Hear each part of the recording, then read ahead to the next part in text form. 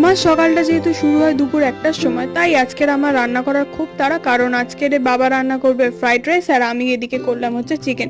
তো আমার তো এখানে হচ্ছে চিকেনটা অলমোস্ট ডান, তো আমি বসিয়ে দিয়ে চলে গেছিলাম শ্যাম্পু করতে। কারণ সূর্যি মামা আবার পালিয়েছে। সত্যি সত্যি আমাদের ছাদে না এক বিন্দু রোদ পড়ে না দুপুর 1টার পরে, এতটা রাগ ওঠে কি বলবো। তো যা হোক করে তো এই ভিজে মাথাটা আমি সকালাম কাঁপতে কাঁপতে, কিন্তু আজকের এই রান্নাটা কিন্তু দুর্দান্ত হয়েছে। দুটো আইটেমই খুব সুন্দর হয়েছিল, অ্যান্ড সঙ্গে হচ্ছে প্রবাসী ঘরকন্যা ম্যামের ভিডিও দেখতে দেখতে। কি চাও?